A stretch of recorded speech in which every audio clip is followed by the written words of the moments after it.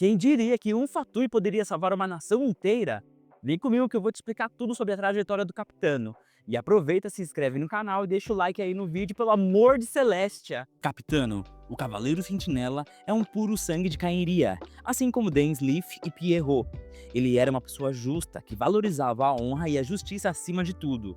Em Cainhria, Capitano servia como comandante e possuía um coração modificado tecnologicamente. Esse coração especial permitia que ele convertesse memórias e almas das linhas Lei em conhecimento para si. Quando o cataclismo aconteceu, há 500 anos, Capitano não conseguia entender por que sua nação foi destruída, diferente de Dainsleif e Pierrot, que sabiam dos 5 pecadores responsáveis pelo cataclismo. Capitano era um cidadão comum de Cainhria, assim como a maioria de seu povo, que não fazia ideia do motivo de serem punidos. Mesmo assim, como comandante, ele lutou bravamente para proteger o seu povo durante o cataclismo. Durante o desastre, ele encontrou inúmeras almas perdidas sem destino.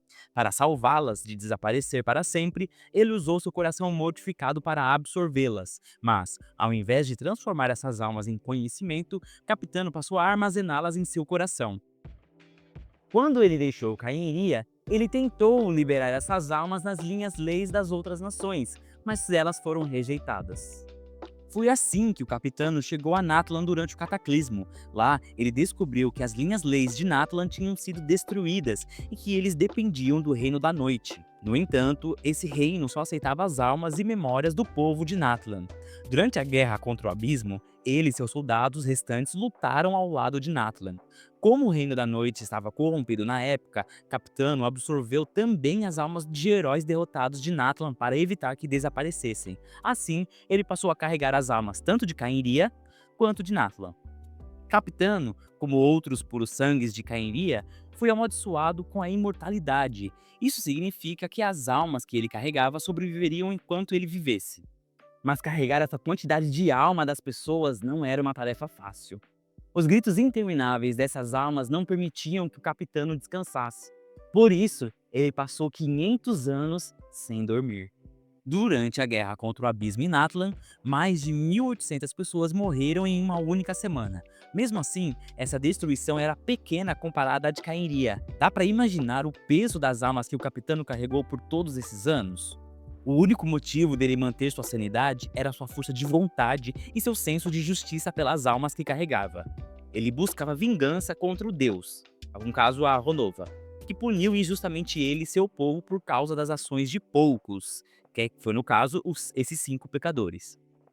É aqui que entra o acordo entre o Deus da Morte e o Arconte Pyro, e a Dama da Noite. O primeiro Arconte Pyro pegou emprestado o poder do Deus da Morte para criar a Ode de Ressurreição e ajudar Natlan contra o Abismo. Em troca desse poder, o Arconte Pyro prometeu entregar sua vida assim que a guerra acabasse. Esse acordo era não oficial e ainda sem o consentimento dos princípios celestiais. Quando chegou a hora da morte de Malika, o Deus da Morte ordenou à Dama da Noite que a matasse e tomasse o restante de sua vida.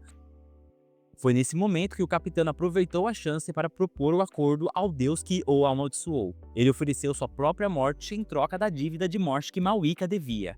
Se Ronova aceitasse, Capitano finalmente alcançaria a morte, algo que quebrava sua maldição de imortalidade. Essa foi a jogada do Capitano para vencer o Deus da Morte. Como as regras de Ronova precisavam ser mantidas, o Deus da Morte decidiu fundir Capitano com a Dama da Noite. Assim, a alma de Capitano foi para o Reino da Noite, e a Dama da Noite ganhou a imortalidade. Com isso, todas as almas que Capitano carregava de Cainhria finalmente encontraram descanso no Reino da Noite, e pela primeira vez em 500 anos, Capitano dormiu, tão sereno quanto a morte. Seu corpo agora repousa no Trono do Fogo Primordial, o trono do primeiro Arconte Pyro. Foi ali que Xbalanque fez o acordo com Ronova para obter a Ode de Ressurreição. Natlan sofreu mais do que as outras nações porque não tinha linhas leis para se defender contra o Abismo. Eles dependiam do Reino da Noite, gerido pela Dama da Noite, que podia ser corrompido e até desaparecer. O acordo de Xbalanque garantiu a sobrevivência de Natlan, mas exigiu que Natlan lutasse contra o Abismo por todos esses anos. Apenas lutando no Reino da Noite, eles conseguiam manter a Dama da Noite forte o suficiente para proteger a nação. Agora, o acordo de Capitano com Ronova trouxe finalmente a paz que Natlan precisava. Dar a imortalidade à Dama da Noite faz com que Natlan não precise mais lutar no Nino da Noite contra o abismo. E ao mesmo tempo, Capitano reservou um lugar para as almas de toda a sua nação descansarem. E o mais importante, ele conseguiu que o Deus que o amaldiçoou com a imortalidade lhe concedesse a morte.